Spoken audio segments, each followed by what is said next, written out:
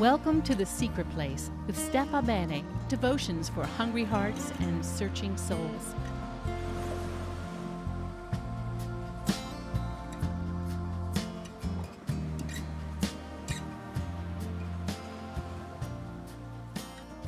Hi everybody, this is Steffa back in The Secret Place with you, and I've got a great book to share with you today. I don't think I've shared this with you yet, but I have shared the author, JamesK.A.Smith. This is a book called You Are What You Love, The Spiritual Power of Habit. It's a really good book. The same author who wrote On the Road with St. Augustine that I shared with you last month. And today, Smith is, today we're talking about purpose, or telos, T-E-L-O-S, our end, our purpose in life. And JamesK.A.Smith talks about where we find that purpose and how we find that purpose. And he talks about the importance of the heart as being central. So let me read you a little passage, yes? Okay. One thing worth noting in Augustine's locating of the center or organ of this teleological orientation of the heart is that it's the seat of our longings and desires. Unfortunately, the language of the heart, kardia in Greek, has been co-opted in our culture and enlisted in the soppy sentimentalism of Hallmark, and thus equated with a kind of emotivism.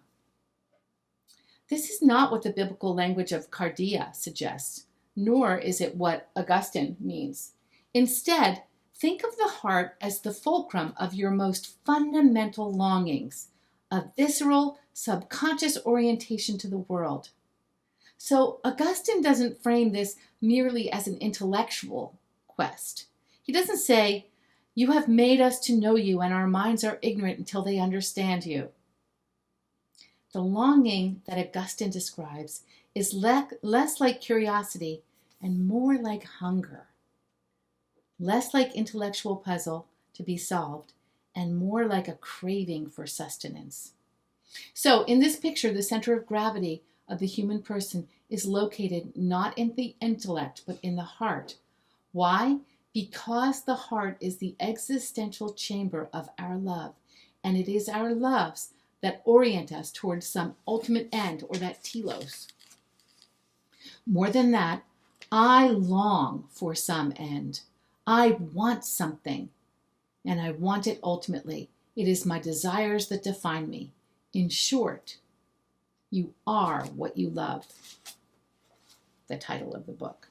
Now that's just a mouthful. That's a large paragraph that I read you, a little bit more than usual. But I want to talk about something here that I think is important. I want to ask you what you long for.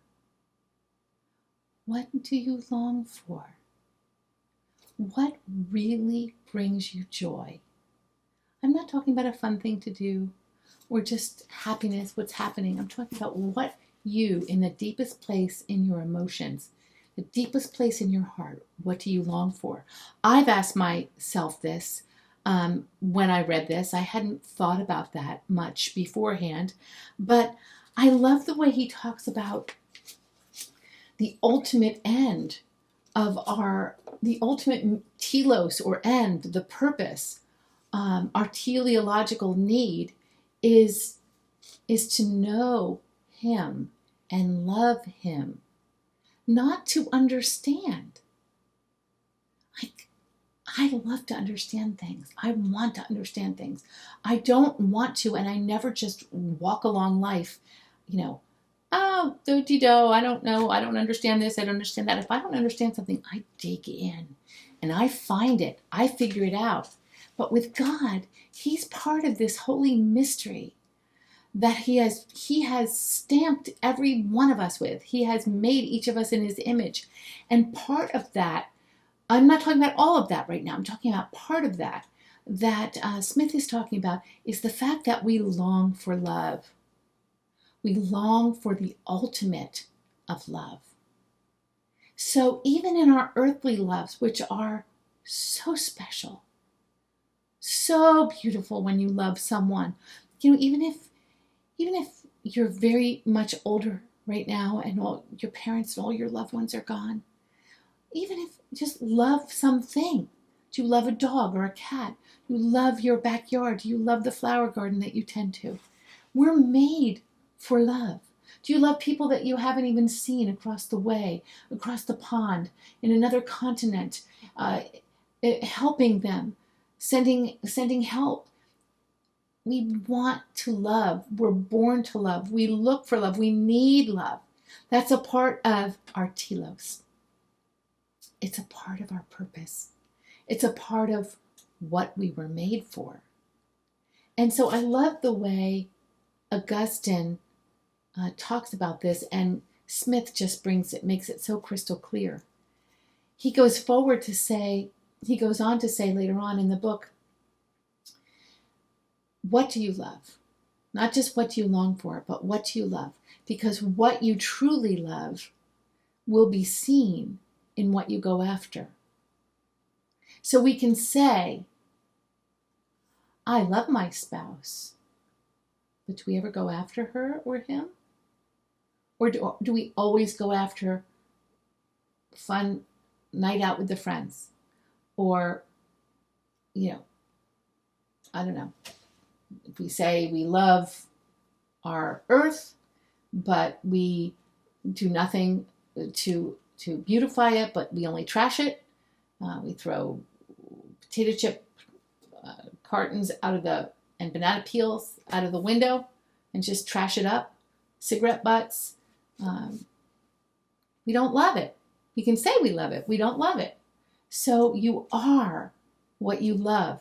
Let's think about that this week and bring it to a question to go deeper in your own heart. I'll do it too. I've been doing it this week and I will continue to do that. Let's do that together, where you're asking yourself, do my actions exhibit my true love, what I feel about myself, what I think about myself? I love my friends. Do my actions exhibit that? Do I do for my friends? Do I care for my friends? Do I check on my friends? Do I speak to my friends? Do I pray for my friends? See what I mean? When I say question ourselves, ask, we don't have to look for justification for ourselves or lament if we don't. We have to start, though, somewhere. And I think starting with tapping into that holy longing, asking ourselves, what do we love? What do we long for? Is a good way to start. I may have mentioned this in a previous Secret Place message, but I started asking around 1989, 1990, when this busy girl was on the worship team, doing all kinds of volunteer work, just so busy for God, because I thought I should. And because, I enjoyed it. I enjoyed serving that way. But when I started asking myself, what do I really love? Do I really love the Lord with my whole heart, soul, and mind? I realized I wasn't longing for Christ. I was longing for a little bit of quiet time. I was longing for a little peace and rest. I was longing for a little teensy bit of leisure. Some fun. But I was not longing for God. And I began to question, why am I doing all these things if I'm not longing for God? It was into what I call the secret place, the place of quiet stillness, the solitude of heart, that I began to take a trip in and say, Father, show me, teach me thy way. What's in here? Show me why I don't have this raging, glorious, passionate love for you, whom I say I love. I say I love you, Lord. I do all these things for you. Why is that longing not there? And he began to show me. And he began to correct some things in me and give me some detours and show me some things that I needed to see. So I'm always happy that we have a Holy Spirit that is alive and dwelling within us to go to, not just for comfort, but as our guide and our director. And he will do it. He will do it. He will reveal our hearts to us. That's good news. I hope you find that too.